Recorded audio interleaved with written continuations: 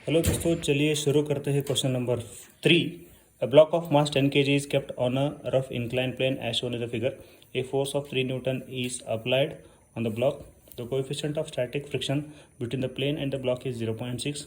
What should be the minimum value of force P such that the block does not move downward? This is a JEE main question. चलिए दोस्तों शुरू करते हैं। Figure कुछ ऐसा दिया है, यहाँ पे एंगल 45 डिग्री है, मास एक्ट होगा डाउनवर्ड। इस मास को हमें रिजॉल्व करना पड़ेगा दो कंपोनेंट में, एक मिलेगा mg साइन थीटा और एक मिलेगा mg cos theta. mg cos theta के बराबर रहेगा नॉर्मल फोर्स। यहाँ पे हमें p का वैल्यू कितना होना चाहिए जैसे कि ये ब्लॉक नीचे नहीं आना चाहिए। तो चलिए इसे फर्स्ट ऑफ ऑल, अगर ब्लॉक मूव नहीं होना चाहिए इसका मतलब वहाँ पे स्टैटिक फ्रिक्शन अप्लाई होगा। तो स्टैटिक फ्रिक्शन के लिए फॉर्मूला है म्यू इंटू एन। एन का वैल्यू इसके बराबर रहेगा जो कि mg cos थीटा है। F S is equal to mu का वैल्यू है 0.6, एन रहेगा mg cos theta 0.6 as it is, m है 10, g का वैल्यू भी 10 दिया गया है और cos 45 डिग्री।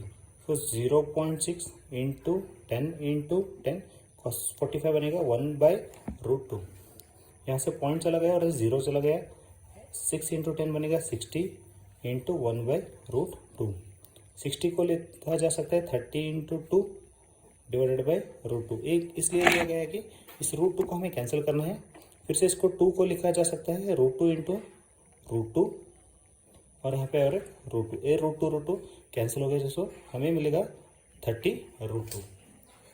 तो 30 इंटू √2 का वैल्यू है 1.414।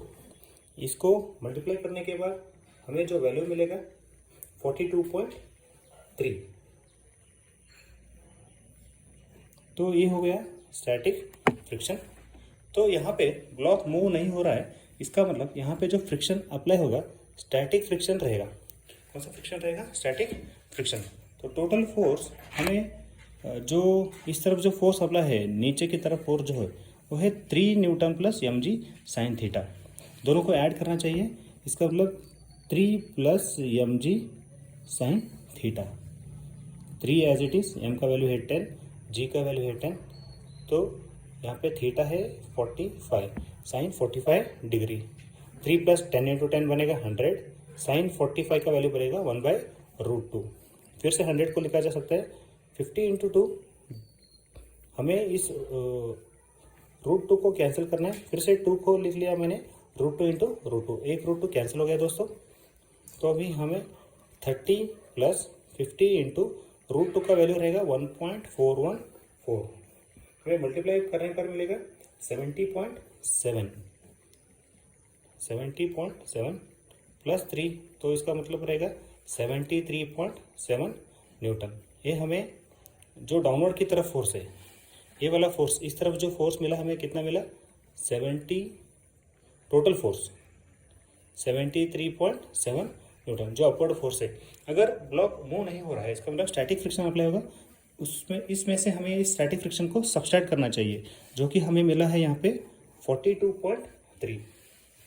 तो चलिए, तो टोटल डाउनवर्ड फोर्स मतलब P का जो वैल्यू रहेगा F माइनस स्टैटिक फ्रिक्शन रहेगा।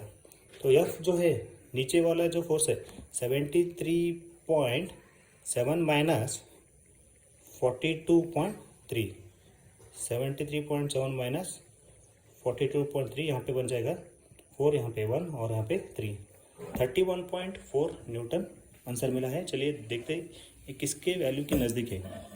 तो हमें यहाँ पे ऑप्शन में देखने के बाद ये 32 के नियर अबाउट है, इसलिए 32 ऑप्शन न्यूटन सही रहेगा। Thank you for watching it.